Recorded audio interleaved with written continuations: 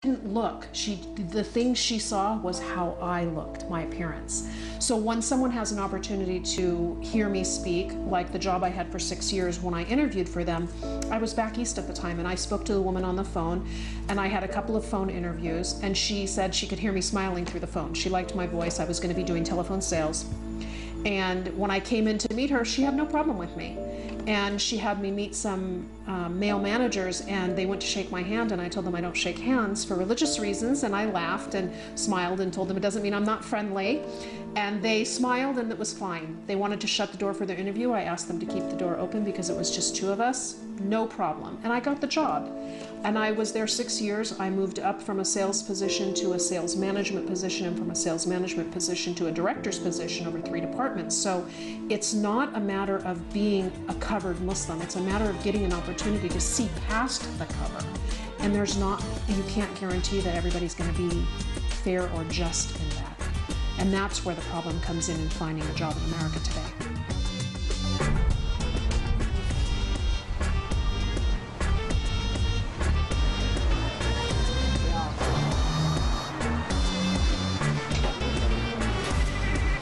In California, when 9/11 happened, I happened to be living in Pennsylvania. It was worse for me during the Kuwaiti War when I was living in California. I had people run me off the road. Men would take their shirts and roll them up over their head and laugh and say ugly things. It was bad. The women in the community, in the Islamic community, couldn't go out at night by themselves. People were abusive. But during 9/11, I happened to be in Pennsylvania at that time working in a big corporation, and the people were very kind with me. They knew me from working with me. They said, "Do you want us to take you home? Are you sure you're going to be safe?" They were really, really nice. So it was completely different seeing how it was handled in the Kuwaiti War and how it was handled in 9/11. By 9/11, there were a lot more Muslims in a lot of different areas, and I think people start, now they see us and they're like, "Oh, okay." Back when I first started wearing my scarf 20 years ago, 24 years ago, I mean, it was mothers bringing their children away from me in a grocery store thinking, I don't know, I have guns with me or something. I don't know what they were thinking. And I would say hi, and I would speak in English, and they'd be shocked. And I'm like, I'm American. I just dress like this because of my religion. Don't be scared. And I would try to talk with the kids or the parents. Some people were understanding, some people weren't, but it was very different when I first started wearing my scarf because there weren't large Muslim communities. Today, it's very different. You find Islamic stores, you find markets, you find people, you find communities where, it's so common that people don't look twice. They're, it's like, okay, whatever. So yeah. It's a very different world today than it was 24 years ago. أعوذ بالله من الشيطان الرجيم بسم الله الرحمن الرحيم. I started learning about Islam from an Arab-speaking gentleman who was translating from Arabic material into English material. So they had very few people in California when I embraced Islam in our community, and then the community started to grow.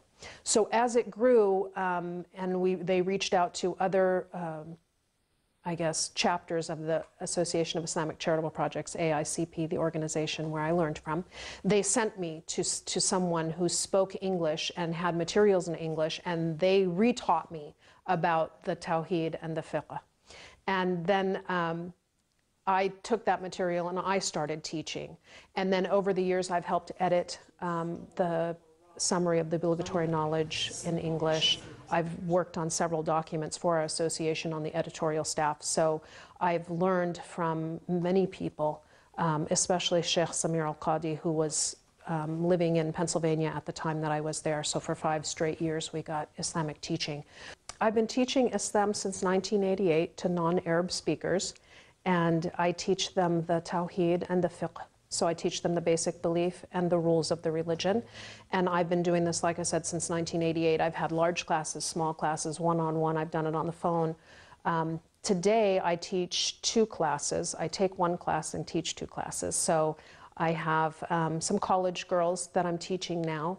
They were raised in an Arab home, but not a Muslim Arab home. So they never learned their religion until their 20s.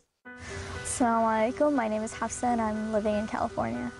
I'm planning on getting a bachelor's degree in biochemistry and molecular biology by 2013, and I plan to go on med school after that, inshallah. I met Kokab when she started teaching me Islamic lessons, and she's a very friendly, mashallah. She's a great woman, mashallah. She's very happy, always smiling, yeah. I think it's pretty spectacular that Kokab, as a Muslim convert, is teaching me, a person who's born Muslim, Islam. It's a real accomplishment for her, I think, mashallah, and inshallah from the knowledge I learn, I'll teach other people someday as well. Assalamu alaikum. My name is Layla Divini. I was born and raised in California, and currently I'm teaching, but I'm going to be going to graduate school next year. I first met Kokab because we were interested in taking lessons about Islam, and she became our Islam teacher. Well, being born and raised here and spending a lot of time, obviously here in California as a Muslim, I think a lot of people have many questions about Islam, especially post 9/11. They want to know a lot of information. I think a lot of people are apprehensive, and it takes time for them to get used to the idea of Muslims being part of American society. I think that American society is composed of not just one religion, but many religions, and people are more interested in learning more rather than fearful, I think, for the most part. People are concerned, or they have a friend or somebody from school, and they're like, can I bring them to one of your lessons? Can we talk about this? Can you answer their questions? So it's, we try to do it as informally as possible to make people feel comfortable about talking about things they don't know about. So teaching the religion is a rewardable deed. So anytime you have the opportunity to do it, it's good. Kokab has been a great teacher, and her knowledge base is quite extraordinary. She has a lot of knowledge, and if she can't answer a question, she always asks somebody else for us. I also teach a young married couple. The girl has been Muslim for quite some time, and her husband embraced Islam recently. So I've been teaching the two of them together. So she's reviewing and he's learning, and it's a really nice experience. I enjoy teaching them. So I teach 2 classes. I teach them at the Islamic Center in Anaheim, California. And I've also taught lessons in my home. I've taught lessons in other people's homes. So it's been a long period of teaching. Sometimes I have more classes than other times. I've known Kokab since I was 7 years old.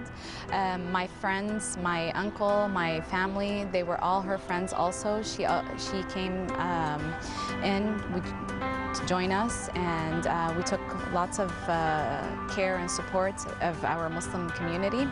I've always went to her house, you know, helped her with her kids. Before that, she taught me. MashaAllah, Bismillah alayha, Kokab, she converted to Islam with, you know, all her will. She taught, she learned, and she always wanted to learn more and more, and never gave up. Kokab is a very special person. She's very special to me. Since I've known her since I was 7 years old, and all these years, I mean, she's seen me grow, get married, have kids, and until now we've been, you know, friends and in contact. حب كوكب لأولادها متجذر بعمق في قلبها. إن تربية ولدين اعتماداً على نفسها هو تحد حقيقي، وكان إيمانها السر في نجاحها.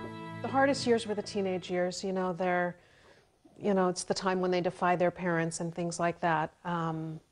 I want to do this. I don't understand why I can't go here, why I can't stay out late, why I can't have this friend. So I think, that was hard for me. I had to teach them how to choose the right friends. Today, I don't worry about that. My kids know that if they lose my trust, they have to earn it back. And if I don't like one of their friends, like there's things I see in them, I talk to them. I tell them, I saw some things I don't like. And if they can explain to me why what I saw was different from what I perceived, then I'm open to that. But there are some friends I've had to say, I don't want you to be friends with that person. This is not a good person to have in your life. You're going to go down the wrong path. So I think that respect that we ingrained in our kids, they they knew when to push and when not to push. So the friend thing was a little bit hard, picking the right friends, especially going into high school. You know, it's a tough time in kids' lives, and they start to do things that you don't want them to do. So we just, you know, stayed on top of them and tried to, you know, keep guiding them and giving them options other than the things that kids who were going the wrong way chose. So yeah, teenage years, because they're rebellious. So Habibi, how was your first day? Alhamdulillah, my first day was great. How was your day today? It was busy. Did you like your new job?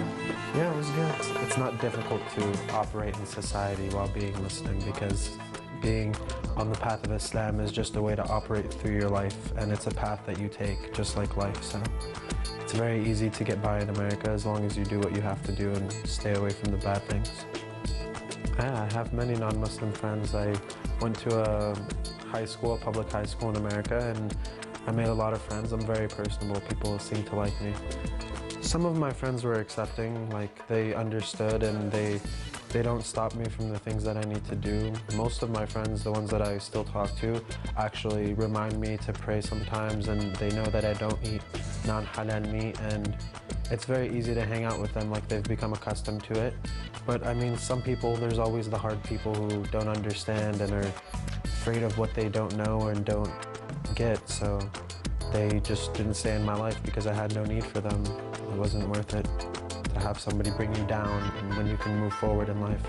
Just being a good Muslim has helped extremely while I'm down and not feeling as if I have a way out of things, just reminding myself to pray and do the good deeds, and it really helps you. It really gives you motivation in life to get out there and fix yourself and to better yourself in many ways.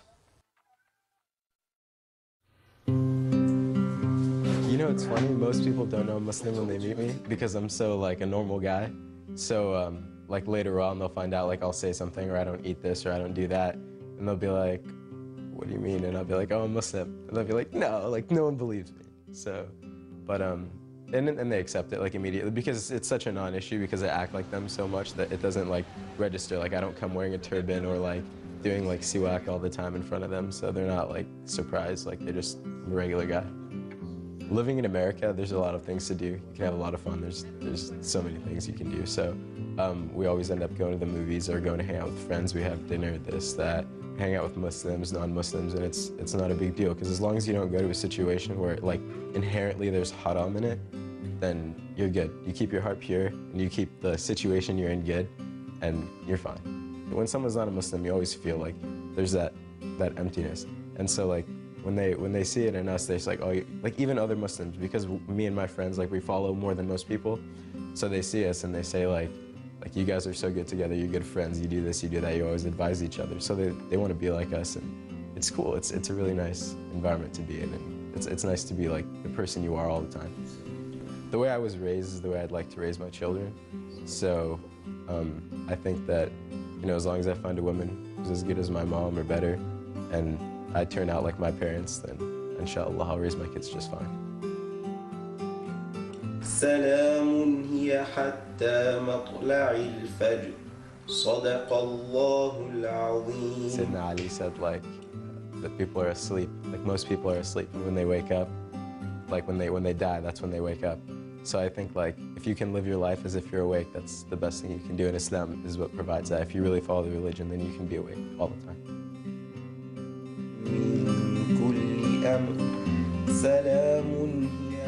I think more people are becoming Muslim in America because they're hearing the truth about Islam. They're not hearing, you know, they're willing to listen beyond what the media is saying, beyond the negative things that are being said, trying to find out what is it about, what made you become Muslim, why did you do this thing?